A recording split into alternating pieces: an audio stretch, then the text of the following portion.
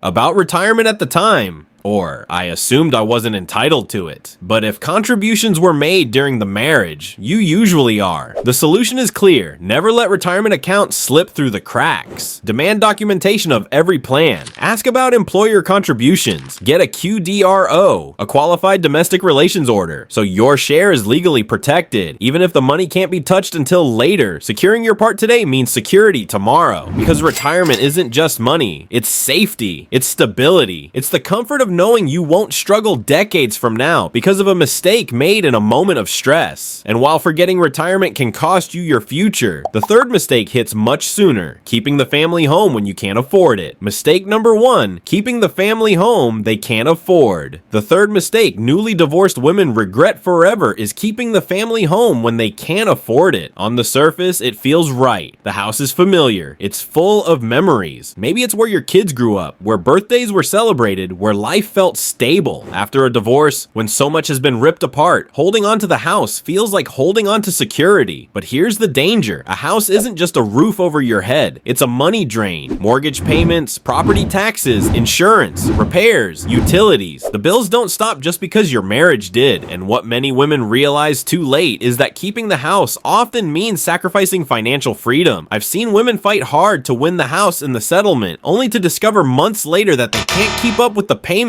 on their own. They sell at a loss. They fall behind on taxes. They drain their savings just to keep the lights on. Instead of giving comfort, the house becomes a burden, a chain holding them back from moving forward. The emotional pull is strong, and that's what makes this mistake so common. But divorce settlements aren't about emotion. They're about numbers. And if the math doesn't add up, the house is not an asset. It's a liability. That doesn't mean you have to give it up automatically. If you can afford the cost on your income alone, if you've run the numbers and the budget works, then fine. Keep it. But if the only way to stay in that house is by draining savings or living paycheck to paycheck, the regret will come fast. The smarter move in many cases: sell the house, split the equity, and start fresh. Use that money to build a new life you can actually sustain. A smaller place, a place you choose, a place you own without drowning in bills. The house represents the past, but your future depends on what you can actually afford. Don't let sentiment trick you into poverty. And while the house is a trap you can see, the fourth mistake is about something you don't see coming at all: not building an emergency savings fund. Mistake number 2, not building emergency savings. The fourth mistake newly divorced women regret forever is not building an emergency savings fund. Here's the truth: divorce is expensive, but life after divorce can be even more unpredictable. Suddenly you're on your own, one income, one safety net, and when something goes wrong, a car breaks down, a medical bill lands, a job gets cut, there's no partner to lean on anymore. Too many women walk out of divorce court with nothing set aside. They focus only on today's bills, rent, food, legal fees, and while those matter, ignoring savings leaves them one crisis away from financial disaster. All it takes is one emergency to drain the little they have left, forcing them to rely on credit cards, loans, or even asking for help just to get by.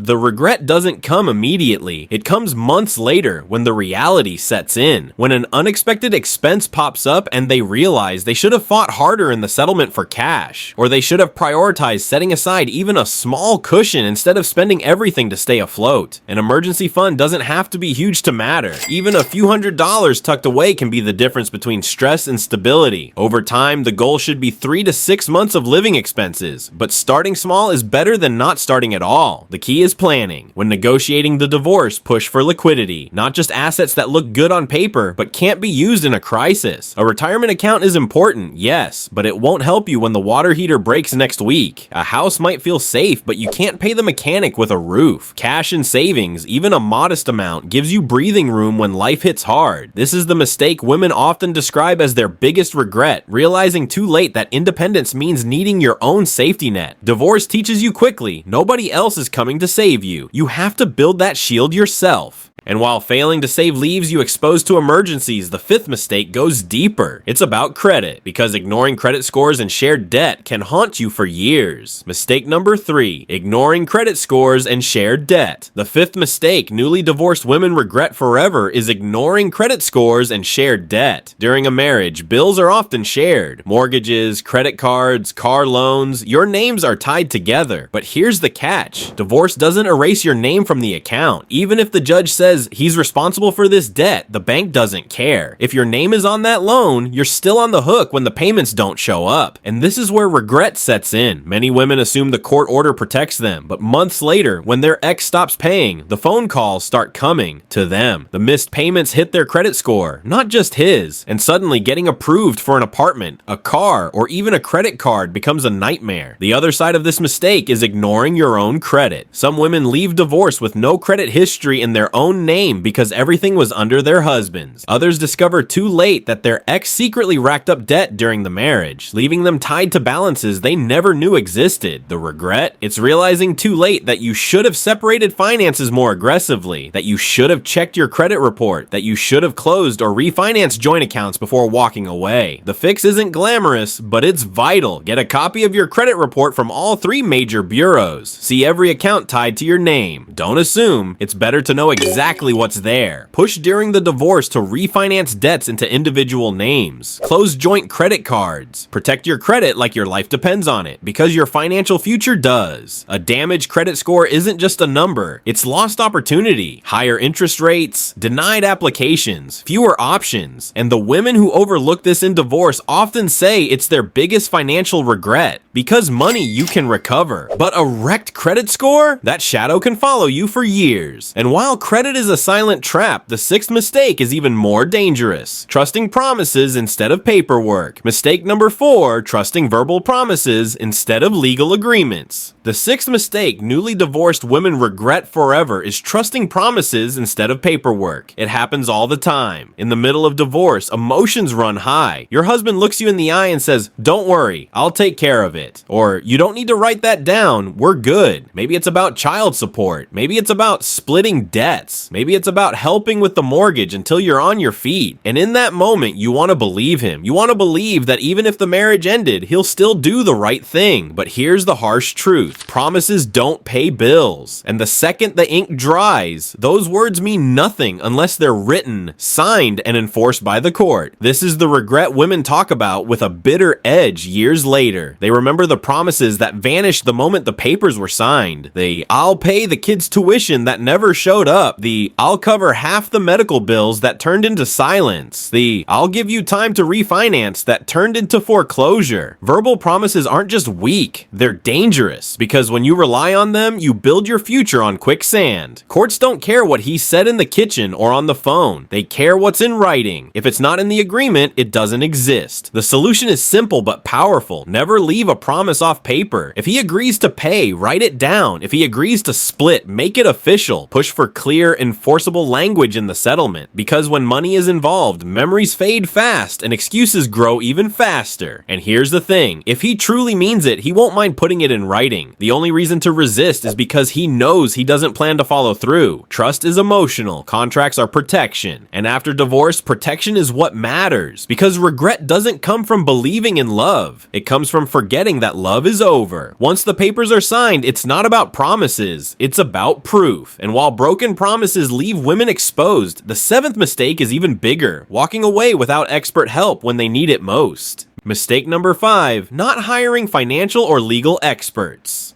The 7th mistake newly divorced women regret forever is not hiring the right experts. Divorce is overwhelming, and many women try to save money by doing as much as possible themselves. They think, "I don't need an accountant," or "a lawyer is too expensive." But here's the truth. Trying to go it alone often costs more in the long run. Husbands who hide assets or twist numbers usually know more about the finances, or they hire people who do. And if you don't have someone on your side who can dig just as deep, you're playing blindfolded. Assets slip through, debts get overlooked, tax consequences go unchallenged. I've seen women walk away thinking they got a fair deal, only to later learn they missed entire retirement accounts, hidden investments, or tax liabilities they didn't even know existed. That savings from skipping experts? It cost them thousands, sometimes hundreds of thousands. The regret comes years later when they realize what they could have had if they'd brought in a forensic accountant, a financial advisor, or a strong lawyer. These professionals don't just catch mistakes. mistakes. They catch lies. They see the patterns you'd never notice. They know where husbands like to hide money. And in court, their testimony carries weight. Yes, experts cost money, but in divorce, they can also save money by making sure you walk away with your fair share. The bottom line, don't try to do everything alone. You deserve a team because divorce isn't just a breakup, it's a financial war. Mistake number 6, underestimating taxes.